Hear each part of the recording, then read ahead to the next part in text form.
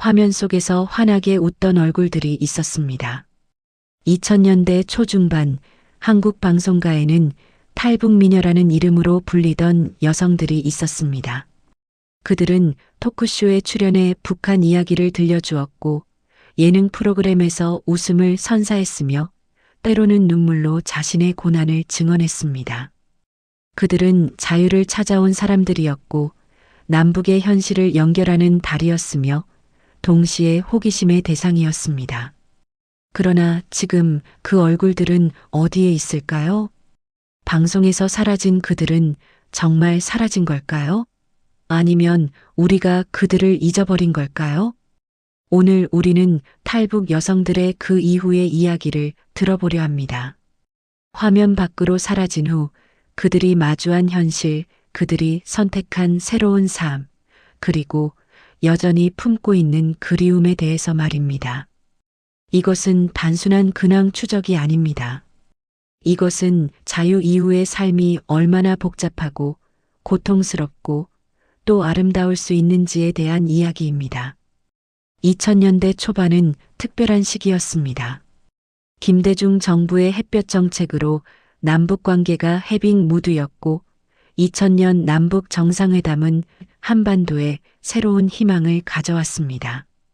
이 시기에 탈북자 수도 급증했습니다. 1990년대 중반 고난의 행군을 거치며 북한을 탈출한 사람들이 2000년대 들어 본격적으로 한국에 입국하기 시작한 것입니다. 특히 여성 탈북자의 비율이 눈에 띄게 높았습니다. 2000년대 초반 전체 탈북자의 약 70% 이상이 여성이었습니다. 왜 여성이 많았을까요? 북한 사회에서 여성들이 장마당 등 비공식 경제 활동에 종사하면서 생존을 위한 탈북을 더 적극적으로 시도했기 때문입니다. 그중 일부는 방송계에 진출했습니다. 2004년 한 케이블 방송의 토크쇼에 북한 출신 여성이 출연하면서 큰 화제를 모았습니다. 시청자들은 그들의 북한말 억양, 북한 생활 이야기, 그리고 탈북 과정의 위험한 경험담에 큰 관심을 보였습니다. 방송사들은 곧 이 새로운 소재에 주목했습니다. 탈북 여성들은 토크쇼의 단골 게스트가 되었고 일부는 준 레귤러로 또 일부는 고정 패널로 자리 잡았습니다. 그들에게는 탈북 미녀라는 이름이 붙었습니다. 이 단어에는 복잡한 의미가 담겨 있었습니다. 한편으로는 그들의 용기와 아름다움을 칭찬하는 듯 했지만 다른 한편으로는 그들을 구경거리로 만드는 측면이 있었습니다. 몇몇 대표적인 얼굴들이 있었습니다. 박지영 가명 마이너스 한때 북한 예술단에서 활동했던 그녀는 남한에 와서 여러 예능 프로그램에 출연했습니다. 밝은 성격과 유머 감각으로 시청자들의 사랑을 받았습니다. 김미령 가명 마이너스 평양 출신의 그녀는 고학력자였고 북한의 교육과 사회 시스템에 대해 상세히 증언했습니다. 그녀는 토크쇼뿐 아니라 시사 프로그램에도 자주 출연했습니다. 이수진 가명 마이너스 탈북 과정에서 중국에서 인신매매를 당했던 경험을 용기 있게 증언한 그녀는 인권 문제의 상징이 되었습니다. 이들은 2000년대 중반 한국 방송에서 자주 볼 수 있는 얼굴이었습니다. 초기 반응은 대체로 호의적이었습니다. 용감하게 자유를 찾아왔다. 남북 통일의 산증인이다. 그들의 이야기를 들어야 한다. 하지만 시간이 지나면서 분위기가 달라지기 시작했습니다. 방송은 점점 더 자극적인 내용을 요구했습니다. 단순히 북한 생활을 소개하는 것으로는 부족했습니다. 시청률을 위해서는 더 극적인 이야기, 더 충격적인 증언, 더 슬픈 사연이 필요했습니다. 탈북 여성들은 딜레마에 빠졌습니다. 방송 출연은 중요한 수입원이었고 자신의 이야기를 전할 수 있는 플랫폼이었습니다. 하지만 동시에 그들은 점점 더 전시되는 느낌을 받았습니다. 한 탈북 여성은 훗날 인터뷰에서 이렇게 말했습니다. 처음에는 내 이야기를 들어주는 게 고마웠어요. 하지만 나중에는 사람들이 진짜 내 이야기를 듣는 게 아니라 그냥 신기해서 재미있어서 보는 거라는 걸 알았죠. 마치 동물원의 동물이 된 기분이었어요.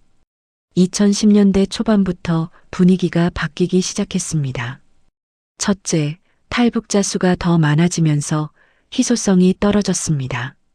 초기에는 탈북자를 만나는 것 자체가 특별한 일이었지만 이제는 더 이상 그렇지 않았습니다. 둘째, 일부 탈북자들의 거짓 증언 논란이 불거졌습니다.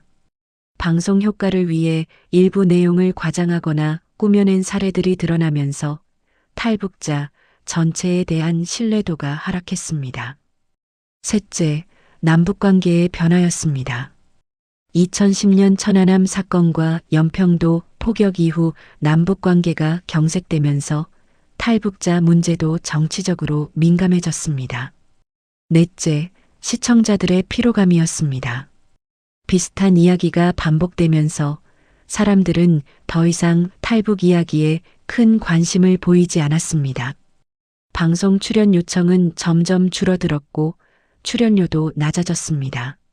탈북 미녀들은 하나둘씩 화면에서 사라지기 시작했습니다. 방송에서 내려온 그들이 마주한 현실은 녹록지 않았습니다.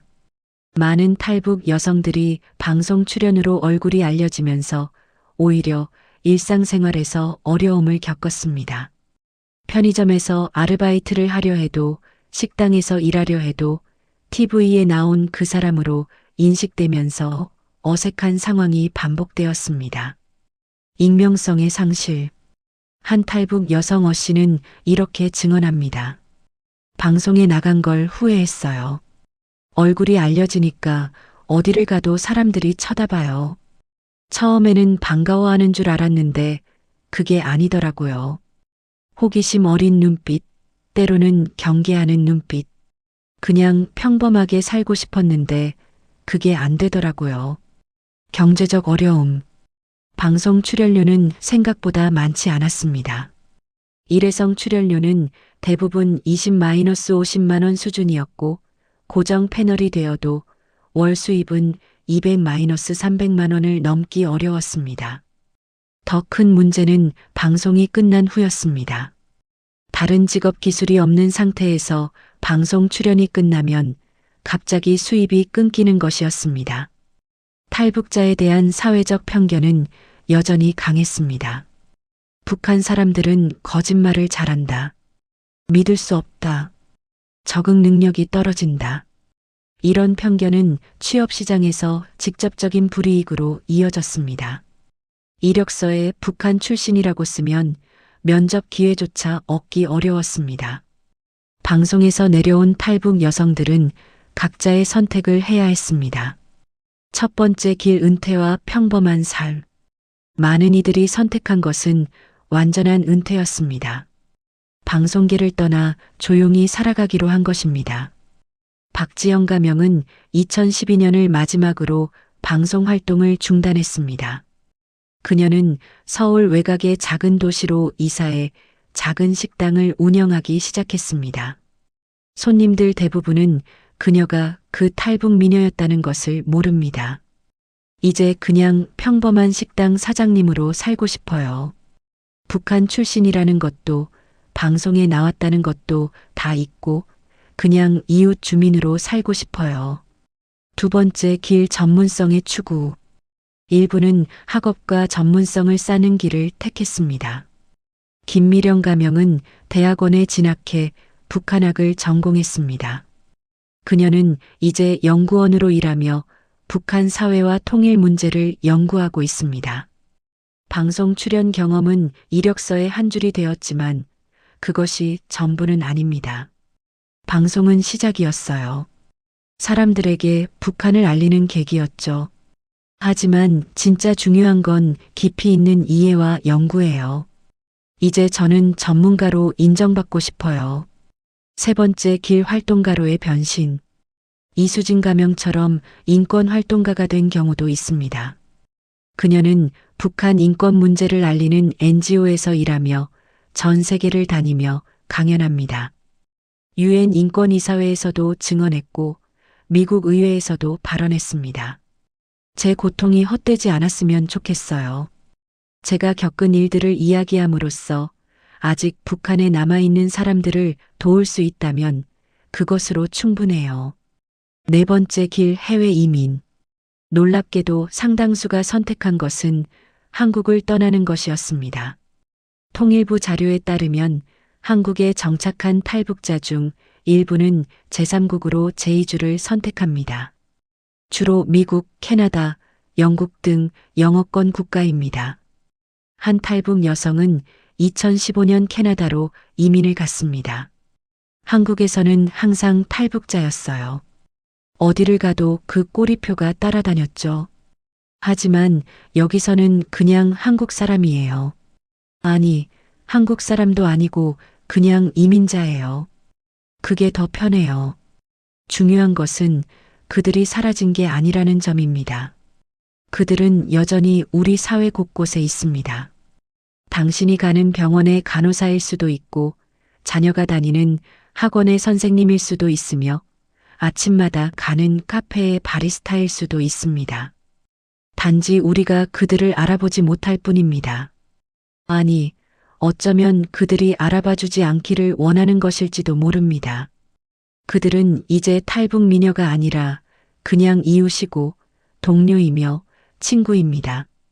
탈북 여성들이 마주한 가장 큰 어려움은 적응이었습니다. 언어의 장벽.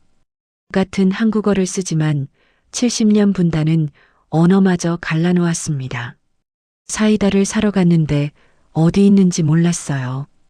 북한에서는 단물이라고 불렀거든요. 처음 며칠은 쇼핑하는 것도 무서웠어요. PC방이 뭔지, 와이파이가 뭔지, 앱이 뭔지. 처음에는 외계어 같았어요. 문화의 차이. 더 어려운 것은 보이지 않는 문화적 차이였습니다. 북한은 집단주의 사회입니다.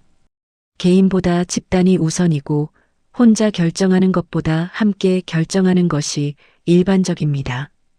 반면 남한은 개인주의 사회입니다. 자기 의견을 분명히 말해야 하고 경쟁이 일상입니다. 처음 직장에 다닐 때 상사가 내 의견은 뭔데? 라고 물어봤어요. 저는 당황했죠. 북한에서는 상급자 의견에 따르는 게 당연했거든요. 내 의견을 말한다는 것 자체가 낯설었어요. 관계의 어려움. 인간관계 형성도 쉽지 않았습니다. 남한 사람들은 빠르게 친해지는 것처럼 보이지만 실제로는 경계심이 강합니다. 진짜 속마음을 나누는 친구를 사귀기까지는 긴 시간이 필요합니다. 탈북 여성들은 종종 고립감을 느꼈습니다. 북한 출신이라는 것을 숨기자니 거짓말하는 것 같고 드러내자니 이상한 눈으로 보는 것 같았습니다. 생존의 문제는 더욱 직접적이었습니다. 낮은 임금. 탈북 여성들의 평균 임금은 남한 여성 평균의 60-70% 수준입니다. 학력과 경력을 인정받지 못하기 때문입니다. 북한에서 대학을 나왔어도 남한에서는 그 학력을 인정해주지 않습니다. 10년 넘게 일한 경력이 있어도 북한 경력은 경력으로 쳐주지 않습니다. 결국 대부분 최저임금 수준의 일을 시작해야 합니다. 불안정한 고용. 많은 탈북 여성들이 비정규직, 아르바이트, 일용직으로 일합니다. 고용 안정성이 낮고 복지 혜택도 제한적입니다. 3개월 계약직으로 일하다가 잘리고 또 다른 곳에서 6개월 일하다가 잘리고 항상 불안했어요. 내일 일자리가 있을지 없을지 모르니까요. 빚의 굴레. 더 큰 문제는 빚이었습니다. 많은 탈북자들이 브로커에게 큰 빚을 지고 한국에 옵니다.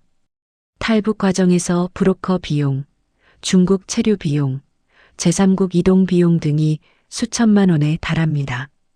한국에 도착해서도 빚은 계속됩니다. 전세금, 생활비, 가족 송금 등 빚을 갚기 위해 일하고 일해도 빚이 줄지 않는 악순환이 반복됩니다. 눈에 보이지 않는 가장 깊은 상처는 정신적 트라우마였습니다. 가족에 대한 죄책감. 거의 모든 탈북 여성들이 가족을 북한에 두고 왔습니다. 부모, 형제, 자녀. 밤마다 꿈을 꿔요. 엄마 꿈, 오빠 꿈. 그들이 나 때문에 고생하는 건 아닐까? 처벌받는 건 아닐까? 그 생각을 하면 잠을 잘 수가 없어요.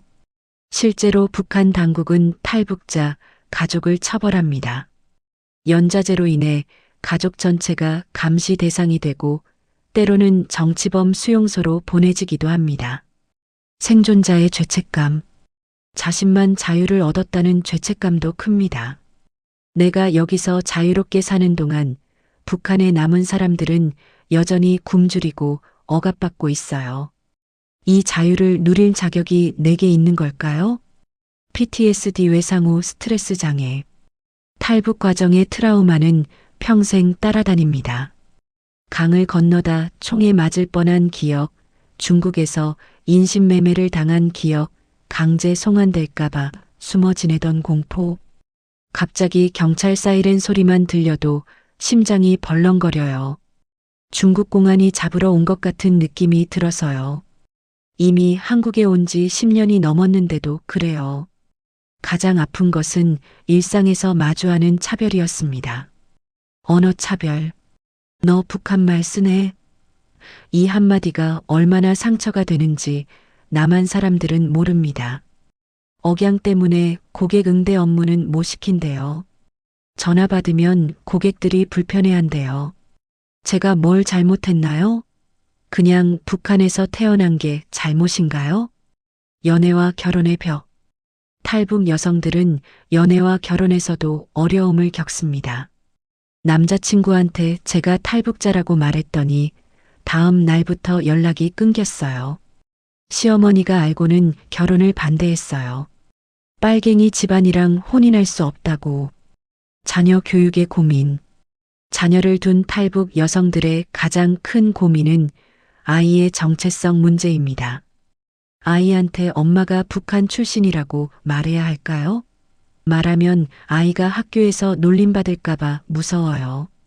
하지만 숨기자니 아이에게 거짓말하는 것 같고, 많은 탈북 여성들이 선택한 것은 창업이었습니다. 온라인 쇼핑몰. 디지털 시대는 새로운 기회를 제공했습니다. 얼굴을 드러내지 않고도 사업을 할 수 있게 된 것입니다. 탈북 여성 B씨는 의류 쇼핑몰을 운영합니다.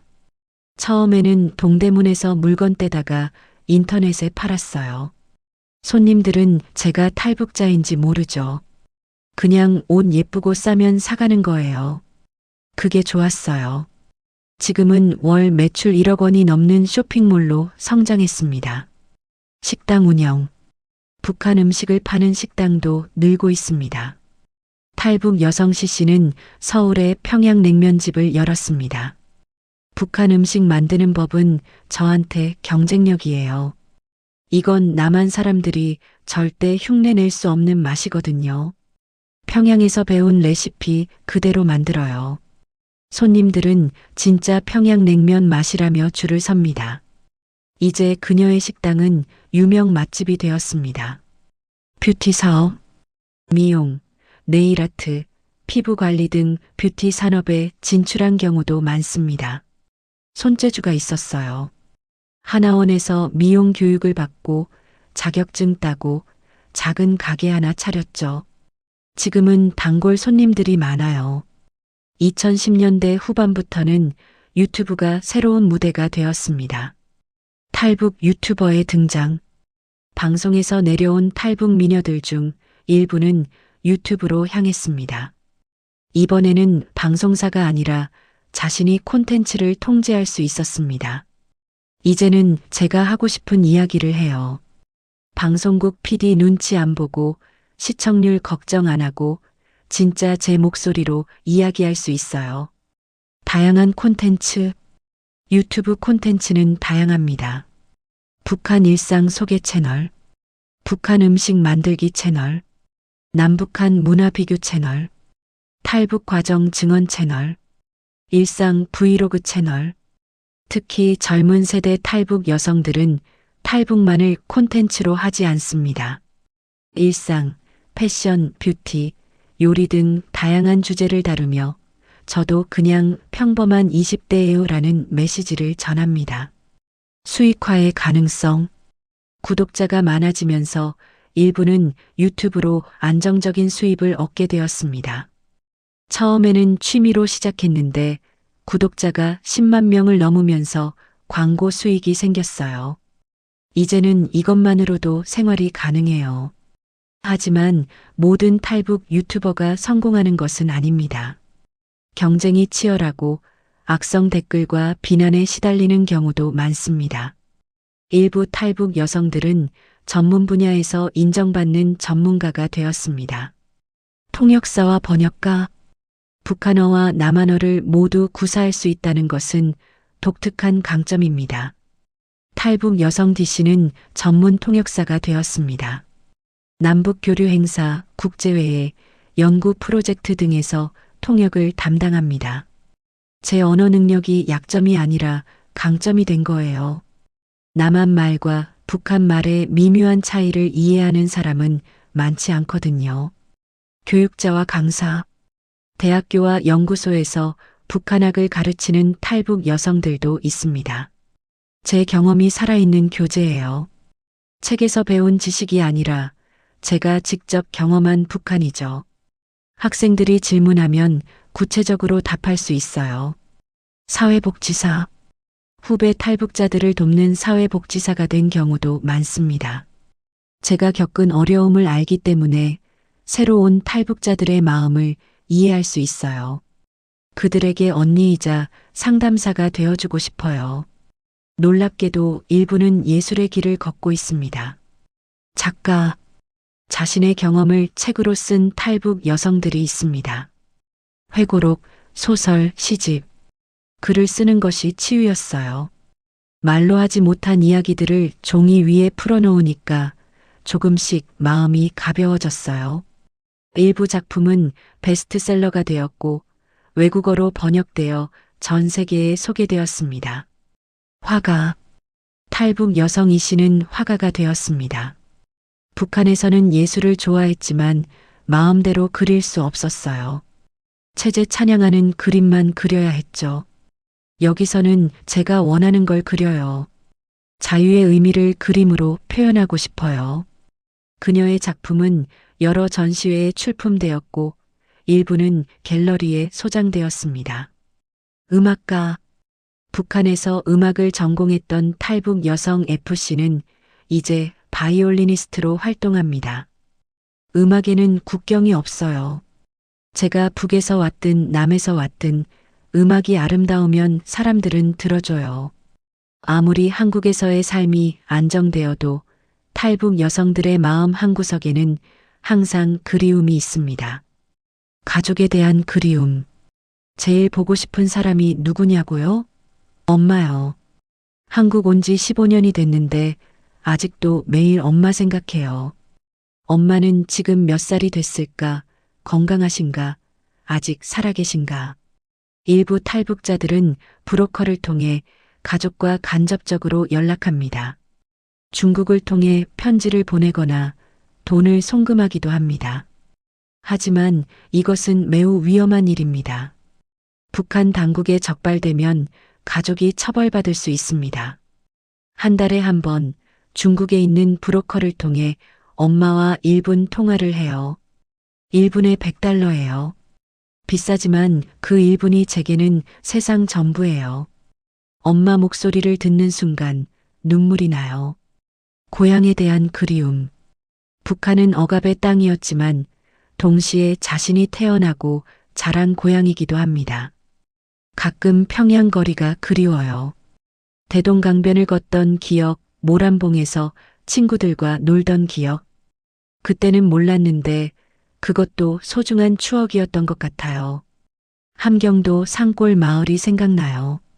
가난했지만 이웃들과 서로 돕고 살았던 그 정이 그리워요. 여기는 풍요롭지만 가끔 외로워요. 음식에 대한 그리움. 음식은 가장 강력한 향수를 불러일으킵니다. 엄마가 해주던 된장국 맛이 그리워요.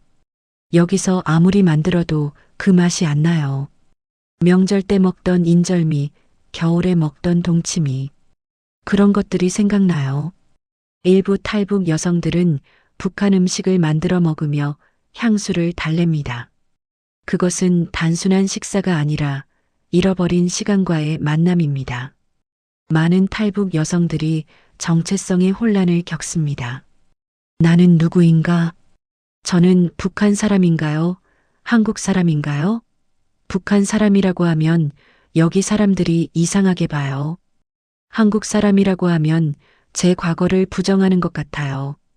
남한에서는 북한 사람이고 북한에서는 이제 배신자예요. 어디에도 속하지 못하는 느낌이에요. 자녀의 정체성. 한국에서 태어난 자녀들의 정체성 문제는 더 복잡합니다. 아이는 한국에서 태어났어요. 한국말만 쓰고 한국 문화 속에서 자라죠. 하지만 엄마인 저는 북한 출신이에요. 아이가 크면서 우리 엄마는 왜 말투가 이상해? 라고 물어요. 뭐라고 설명해야 할까요? 일부 어머니들은 자녀에게 자신의 과거를 숨깁니다. 아이가 학교에서 놀림받을까봐 두렵기 때문입니다. 아이 친구들한테는 절대 제가 탈북자라는 걸 말하지 말라고 했어요. 비밀로 해달라고. 하지만 이런 비밀은 아이와 어머니 사이에 보이지 않는 벽을 만들기도 합니다. 심리적 상처는 쉽게 치유되지 않습니다. 악몽. 밤마다 꿈을 꿔요. 두만강을 건너는 꿈, 중국 공안에게 쫓기는 꿈, 북송당하는 꿈. 소리 지르며 깨어날 때가 많아요. 공포증. 경찰만 봐도 가슴이 두근거려요. 이성적으로는 여기가 한국이고 안전하다는 걸 알지만 몸이 먼저 반응해요. 중국말만 들려도 온몸이 얼어요. 중국에서 너무 무서운 일들을 겪어서 우울증과 불안장애. 통일부 조사에 따르면 탈북자의 약 30-40%가 우울증이나 불안장애를 겪는다고 합니다. 아침에 일어나는 게 너무 힘들어요. 왜 사는지, 무엇을 위해 사는지. 가끔 모든 게 무의미하게 느껴져요.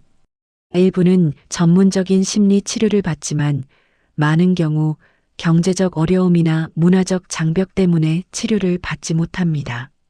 하지만 이 모든 어려움 속에서도 탈북 여성들은 앞으로 나아갑니다. 생존의 힘. 여기까지 온 것만으로도 기적이에요. 두만강을 건넜고 중국을 지나왔고 여기까지 왔어요. 이미 저는 생존자예요. 희망. 힘들지만 여기는 자유가 있어요. 내일이 오늘보다 나을 수 있다는 희망이 있어요. 북한에서는 그런 희망조차 가질 수 없었어요. 자랑스러움. 제가 여기까지 온 것, 혼자 힘으로 살아가고 있는 것, 이 모든 게 자랑스러워요. 저는 강한 여자예요. 언론에 나오지 않는 조용한 성공 사례들이 많습니다. 기업가 어씨. 탈북 후 10년 만에 IT 회사를 설립한 여성이 있습니다. 처음에는 컴퓨터도 못 켰어요.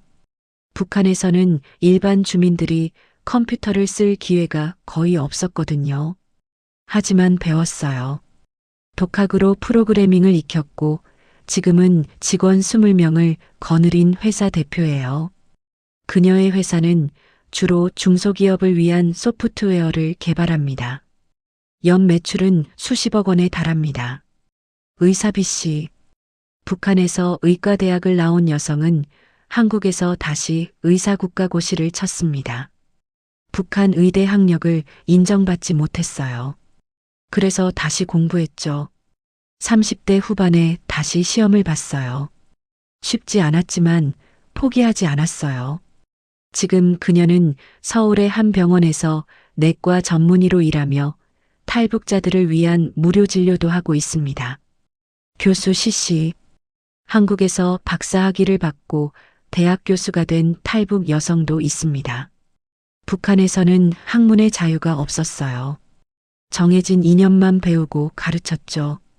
여기 와서 진짜 학문이 뭔지 알았어요. 자유롭게 생각하고 토론하고 연구하는 것. 이게 진짜 학문이에요. 그녀는 북한 경제를 전공하며 여러 논문을 발표했고 지금은 후학을 양성하고 있습니다. 탈북자들 사이에도 세대 차이가 있습니다. 1세대 1990년대 후반 2000년대 초반 탈북. 이들은 대부분 고난의 행군 시기를 경험했습니다. 극심한 굶주림을 피해 탈북한 경우가 많습니다. 그때는 정말 살기 위해 도망쳤어요. 하루하루 굶어 죽을 것 같았으니까요. 이들의 적응은 더 어려웠습니다. 남북한의 격차가 너무 컸고 교육 수준도 낮은 경우가 많았습니다. 김정일 시대 후반에 탈북한 이들은 조금 다릅니다. 굶주림보다는 자유와 기회를 찾아온 경우가 많습니다. 배는 고팠지만 가장 힘들었던 건 자유가 없다는 거였어요. 하고 싶은 거 못하고 말하고 싶은 거 못하고 그게 더 답답했어요. 김정은 시대에 탈북한 젊은 세대는 또 다릅니다. 저는 장마당 세대예요. 북한도 조금씩 변하고 있었어요. DVD로 한국 드라마 봤고 휴대폰도 있었어요. 물론 통제되긴 했지만요. 이들은 한류를 경험했고 외부 정보에 더 많이 노출되었습니다. 따라서 적응도 상대적으로 빠릅니다. 한국 와서 신기한 게 별로 없었어요. 이미 드라마로 많이 봤거든요. 물론 실제로 보니 더 놀랍긴 했지만요. 흥미롭게도 탈북 여성과 남성의 적응 패턴은 다릅니다. 여성의 적응력. 통계적으로 탈북 여성들이 남성보다 적응을 더 잘하는 경향이 있습니다. 이유는 여러 가지입니다. 첫째, 북한에서 이미 장마당을 통해 자본주의적 경제 활동을 경험했습니다. 북한에서 남자들은 직장에 나가지만 월급이 안 나와요. 실제로 돈을 버는 건 여자들이에요. 장마당에서 장사하면서요. 둘째, 여성들이 서비스업, 돌봄 노동 등에 취업하기가 상대적으로 쉽습니다. 셋째, 한국 사회의 복지제도가 여성, 특히 한부모 가정에 더 많은 지원을 제공합니다. 남성의 어려움. 반면 탈북 남성들은 적응에 더 어려움을 겪는 경우가 많습니다. 북한에서 남자는 가장이고 가족의 기둥이에요. 하지만 여기 와서는 최저임금 받는 노동자밖에 안 돼요. 자존심이 많이 상해요. 고된 육체 노동에 종사하는 경우가 많고 알코올 중독률도 높습니다. 한국에서 태어나거나 어린 나이에 온 탈북 2세들의 이야기도 중요합니다. 정체성의 혼란. 저는 북한을 기억도 못해요. 3살 때 왔으니까요. 근데 사람들은 절 탈북자라고 불러요. 저는 그냥 한국 사람인데 부모와의 갈등. 엄마는 북한식으로 저를 키우려고 해요. 근데 저는 한국 문화 속에서 자랐어요. 친구들과 다르게 행동하고 싶지 않아요. 차별의 경험. 학교에서 제가 탈북자 자녀라는 걸 알고 나서 친구들이 저를 멀리했어요. 빨갱이라고 놀리는 애들도 있었어요. 하지만 희망도. 저는 남북한을 모두 이해할 수 있는 세대예요. 엄마를 통해 북한을 알고 제 경험으로 남한을 알아요.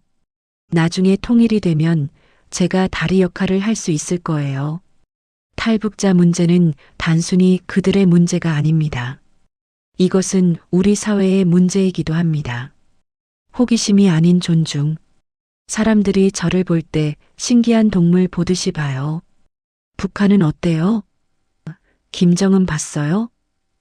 진짜 굶주려요? 같은 질문들. 처음에는 답했지만 이제는 지쳤어요. 탈북자들은 호기심의 대상이 아니라 존중받아야 할 개인입니다. 동정이 아닌 연대. 불쌍하다는 눈빛도 싫어요. 저는 불쌍한 사람이 아니에요. 강한 사람이에요. 그냥 동등하게 대해주면 돼요. 필요한 것은 동정이 아니라 동등한 사회 구성원으로서의 인정입니다. 차별이 아닌 포용. 취업 면접에서 떨어질 때마다 생각해요. 제가 탈북자여서 떨어진 건가? 실력이 부족해서 떨어진 건가? 탈북자에 대한 사회적 편견과 차별을 없애는 것이 진정한 통합의 시작입니다. 정부와 사회의 역할도 중요합니다. 초기 적응 지원의 강화. 현재 탈북자들은 하나원에서 3개월간 교육을 받습니다. 하지만 3개월은 너무 짧습니다. 3개월 만에 70년 차이를 배우라는 건 불가능해요. 언어, 문화, 제도, 기술. 모든 게 달라요. 더 긴 기간에 더 실질적인 교육이 필요합니다. 멘토링 시스템. 1대1 멘토링이 큰 도움이 됩니다. 제게는 한국 언니가 있었어요. 탈북자 지원 단체에서 연결해 줬는데 그 언니가 정말 많이 도와줬어요. 은행 계좌 만드는 법, 교통카드 쓰는 법, 심지어 카페에서 주문하는 법까지. 이런 멘토링 프로그램의 확대가 필요합니다. 심리치료 지원. 트라우마 치료는 선택이 아니라 필수입니다. 심리 상담을 받고 나서 많이 나아졌어요. 혼자 끙끙 앓는 것보다 전문가와 이야기하는 게 훨씬 도움이 됐어요. 하지만 경제적 부담 때문에 치료를 포기하는 경우가 많습니다.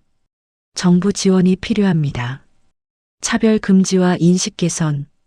법적으로 탈북자 차별을 금지하는 것도 중요하지만 더 중요한 것은 사회 인식의 변화입니다. 학교 교육, 대중 캠페인, 미디어를 통해 탈북자에 대한 올바른 이해를 확산시켜야 합니다. 방송과 언론의 역할도 돌아봐야 합니다. 선정성의 유혹. 방송국 PD가 좀 더 극적으로 이야기해 달라고 했어요. 시청률을 위해서래요. 하지만 제 인생은 시청률의 도구가 아니에요. 탈북자의 이야기를 선정적으로 소비하는 것은 그들에게 또 다른 상처를 줍니다. 다양한 이야기의 필요성. 탈북자는 하나의 집단이 아닙니다. 각자 다른 배경, 다른 경험, 다른 생각을 가진 개인들입니다. 모든 탈북자가 김정은을 욕하는 건 아니에요. 모든 탈북자가 북한을 증오하는 건 아니에요. 우리도 각자 다른 생각을 가진 개인이에요. 미디어는 더 다양한 목소리를 담아야 합니다. 탈북자 문제는 미래 통일의 예고편입니다. 작은 통일의 실험장. 우리가 3만 명의 탈북자도 제대로 통합하지 못하면서 어떻게 2,500만 북한 주민과 통일하겠어요? 탈북자 정착은 통일을 위한 준비이자 예행 연습입니다. 상호 이해의 필요성. 통일은 한쪽이 다른 쪽을 흡수하는 것이 아닙니다. 서로를 이해하고 존중하며 함께 새로운 사회를 만드는 것입니다. 통일은 남한 시스템으로 북한을 바꾸는 게 아니에요. 서로의 장점을 살리고 단점을 보완하며 함께 더 나은 사회를 만드는 거예요. 시간이 흐르면서 탈북자 커뮤니티도 변화하고 있습니다. 자립과 자부심. 초기에는 도움이 필요한 사람들로 여겨졌지만 이제는 스스로 일어서는 사람들입니다. 저는 이제 도움을 받는 사람이 아니라 도움을 주는 사람이 되고 싶어요. 후배 탈북자들을 도와주고 사회에 기여하고 싶어요. 네트워크의 힘. 탈북자들은 서로를 돕는 네트워크를 형성하고 있습니다. 탈북자 커뮤니티가 있어요. 서로 정보를 공유하고 일자리를 소개하고 어려울 때 도와줘요. 우리끼리는 서로를 이해하니까요. 문화의 창조. 흥미롭게도 탈북자들은 독특한 문화를 만들어가고 있습니다. 남한도 아니고 북한도 아닌 새로운 문화입니다. 우리는 남한 사람도 북한 사람도 아니에요. 우리는 탈북자예요. 그것도 하나의 정체성이에요. 탈북 여성들의 이야기는 우리에게 많은 것을 가르쳐 줍니다. 자유의 소중함. 한국 사람들은 자유가 공짜라고 생각해요. 태어날 때부터 있었으니까요. 하지만 저는 알아요. 자유가 얼마나 소중한지. 말하고 싶은 걸 말할 수 있고, 가고 싶은 곳에 갈 수 있고, 하고 싶은 일을 할 수 있다는 게 얼마나 큰 축복인지, 우리가 당연하게 여기는 것들이 얼마나 귀한지 그들의 이야기를 통해 깨닫게 됩니다. 생존의 힘. 여자 혼자 두만강을 건너고 중국을 횡단하고 여기까지 왔어요. 돈도 없고 아는 사람도 없고 언어도 제대로 못하는 상태에서요. 제가 이렇게 강한 사람인 줄 몰랐어요. 그들의 생존 이야기는 인간의 의지와 회복력에 대한 경이로움을 느끼게 합니다. 용서와 화해의 가능성. 놀랍게도 많은 탈북 여성들은 북한에 대한 증오보다는 이해와 연민을 이야기합니다. 북한 정권은 싫지만 북한 사람들은 미워할 수 없어요. 그들도 피해자예요. 억압받고 세뇌당하고 굶주린 피해자들이죠. 이런 성숙한 시각은 통일 시대를 준비하는데 중요한 통찰을 제공합니다. 다양성의 가치. 제가 북한 출신이라는 게 문제가 아니라 특징이 되는 사회, 그런 사회가 진짜 성숙한 사회 아닐까요? 차이를 차별의 이유가 아니라 풍요로움의 원천으로 보는 시각이 필요합니다. 2024년 현재도 탈북자들은 계속 한국에 옵니다. 수는 줄었지만 여전히 매년 수십 명에서 수백 명이 목숨을 걸고 북한을 탈출합니다. 코로나 이후의 변화. 코로나19 팬데믹은 탈북 루트를 더욱 어렵게 만들었습니다.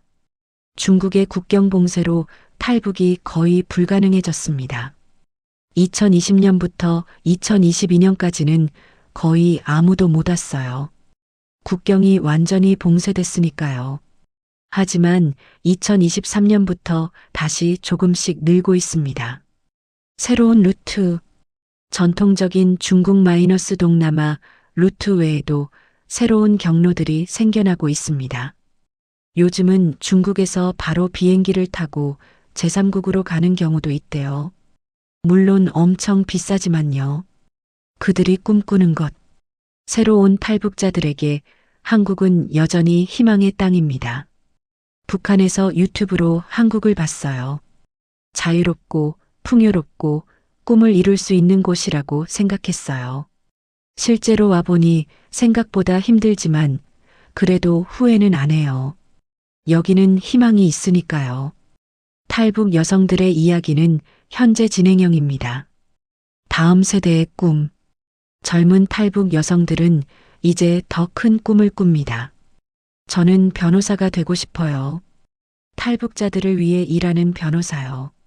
저는 외교관이 되고 싶어요. 나중에 통일이 되면 남북을 잇는 다리가 되고 싶어요. 저는 영화 감독이 되고 싶어요. 우리의 이야기를 영화로 만들고 싶어요. 통일의 주역. 그들은 미래 통일의 주역이 될 것입니다. 제가 남과 북을 모두 경험했잖아요. 이런 사람들이 통일 시대에 중요한 역할을 할 거예요. 서로를 이해시키고 갈등을 조정하고 새로운 사회를 만드는데 기여할 거예요. 희망의 메시지. 한 탈북 여성의 말로 이 장을 마무리합니다. 제 인생은 3번 시작되었어요. 첫 번째는 북한에서 태어났을 때, 두 번째는 한국에 도착했을 때, 세 번째는 제가 진짜 나를 찾았을 때예요. 지금 저는 3번째 인생을 살고 있어요. 그리고 이게 가장 행복해요. 일반 시민으로서 우리가 할 수 있는 일이 있습니다. 편견 깨기. 탈북자는 다 거짓말쟁이다. 탈북자는 다 가난하다. 탈북자는 다 피해자다. 이런 일반화된 편견에서 벗어나야 합니다. 그들도 우리처럼 각자 다른 개인입니다. 일상에서의 배려. 탈북자 이웃이 있다면 특별히 대하지 말고 자연스럽게 대하면 됩니다. 가장 고마운 건 저를 그냥 대해주는 사람들이에요. 특별히 잘해주려고도 하지 않고 차별하지도 않고 그냥 평범한 이웃으로 대해주는 거요. 기회의 제공. 사업자라면 탈북자를 고용할 기회를 열어두는 것, 교육자라면 탈북 청소년들에게 더 많은 관심과 지원을 제공하는 것이 도움이 됩니다. 관심과 연대. 탈북자 인권단체에 후원하거나 멘토링 프로그램에 참여하거나 그들의 이야기에 귀 기울이는 것도 의미 있는 행동입니다. 탈북자 문제는 그들만의 문제가 아닙니다. 이것은 우리 모두의 문제입니다. 통일의 미래. 언젠가 한반도는 통일될 것입니다. 그때 우리는 2,500만 명의 북한 주민과 함께 살아가야 합니다. 지금 3만 명의 탈북자와 잘 어울려 사는 법을 배우지 못한다면 미래의 통일은 더욱 어려울 것입니다. 공존의 지혜. 다름을 인정하고 차이를 존중하며 함께 성장하는 법을 배워야 합니다. 저희가 한국 사회에 적응하는 것도 중요하지만 한국 사회가 저희를 받아들이는 것도 중요해요. 적응은 일방적인 게 아니라 쌍방향이에요. 더 나은 사회. 탈북자를 포용하는 사회는 모든 소수자를 포용하는 사회입니다. 이주 노동자, 다문화 가정, 장애인, 모든 사회적 소수자에게 열린 사회가 진정 성숙한 사회입니다. 탈북 여성들의 이야기를 통해 우리는 자유의 진정한 의미를 배웁니다.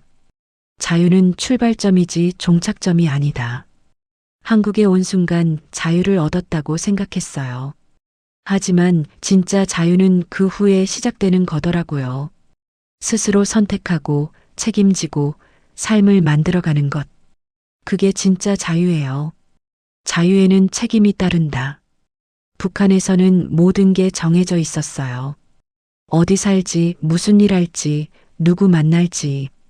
선택의 여지가 없었죠. 여기서는 모든 걸 스스로 결정해야 해요. 자유롭지만 무거워요. 자유는 함께 누리는 것이다. 제가 자유를 누리는 동안 북한에 남은 사람들은 여전히 억압받고 있어요. 진정한 자유는 모두가 함께 누릴 때 완성되는 거예요. 탈북 여성들의 여정은 계속됩니다. 여전히 진행 중인 이야기. 그들의 이야기는 끝나지 않았습니다. 매일 새로운 도전이 있고 작은 승리가 있으며 때로는 좌절도 있습니다. 매일이 새로운 하루예요. 어제보다 조금 나은 오늘, 오늘보다 조금 나은 내일을 만들어가는 거죠. 우리 모두의 이야기. 결국 탈북 여성들의 이야기는 우리 모두의 이야기입니다. 고향을 떠나 새로운 곳에서 시작해야 했던 모든 사람들의 이야기입니다. 차별과 편견에 맞서 싸워야 했던 모든 사람들의 이야기입니다. 자신의 꿈을 향해 한 걸음씩 나아가는 모든 사람들의 이야기입니다. 희망의 씨앗. 한 탈북 여성은 이렇게 말했습니다. 제 딸은 한국에서 태어났어요. 자유롭게 자라고 있죠. 딸이 클 때쯤이면 통일이 될까요? 그때 딸이 평양에 가서 외할머니를 만날 수 있을까요? 그게 제 꿈이에요. 이 꿈은 그녀만의 꿈이 아닙니다. 한반도에 사는 모든 사람들의 꿈입니다. 다시 처음 질문으로 돌아갑니다. 탈북 미녀들은 지금 어디에 있는가? 그들은 사라지지 않았습니다. 그들은 우리 곁에 있습니다. 당신 옆에 탈북자, 당신이 타는 버스의 기사일 수도 있습니다. 당신이 가는 병원의 간호사일 수도 있습니다. 당신 아이의 학교 선생님일 수도 있습니다. 그들은 이름 없이 조용히 우리 사회에 뿌리 내리고 있습니다. 보이지 않는 영웅들. 그들은 영웅입니다. 매일 아침 일어나 출근하고 아이를 키우고 청구서를 내고 꿈을 꾸는 평범한 일상이 그들에게는 전쟁입니다. 새로운 언어, 새로운 문화, 새로운 사회에 적응하며 살아가는 것 자체가 용기입니다. 변화를 만드는 사람들. 그들은 한국 사회를 변화시키고 있습니다. 더 포용적이고 더 다양하고 더 성숙한 사회로 만들어가는 촉매제입니다. 그들의 존재는 우리에게 질문을 던집니다. 우리는 정말 자유로운가? 우리는 정말 개방적인가? 우리는 정말 성숙한가? 미래를 여는 사람들. 그들은 미래를 준비하는 사람들입니다. 통일 한국의 시범 케이스입니다. 남과 북이 함께 사는 법을 보여주는 선구자들입니다. 당신에게 묻습니다. 이 이야기를 들은 당신은 무엇을 느꼈나요? 내일 탈북자를 만난다면 당신은 어떻게 대할 건가요? 우리 사회가 더 포용적이 되려면 무엇이 필요할까요? 한 탈북 여성의 마지막 말을 전합니다. 제가 한국에 온 지 15년이 됐어요. 처음에는 모든 게 낯설고 힘들었어요. 하지만 이제는 이곳이 제 집이에요. 한국이 제 나라예요. 저는 이제 탈북 미녀가 아니에요. 저는 그냥 미영이에요.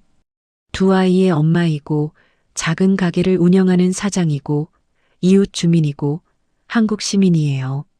제 과거는 저의 일부이지만 전부는 아니에요. 저는 계속 앞으로 나아가고 있어요. 그리고 언젠가 통일이 되는 날 저는 제 아이들의 손을 잡고 평양에 갈 거예요. 제가 태어난 그 거리를 걸으면서 아이들에게 말할 거예요. 여기가 엄마가 태어난 곳이야. 그리고 이제 우리 모두의 집이야. 그날을 꿈꾸며 오늘도 저는 살아갑니다. 탈북 미녀들은 사라지지 않았습니다. 그들은 우리 곁에서 우리와 함께 새로운 역사를 만들어가고 있습니다. 그들의 이야기는 계속됩니다.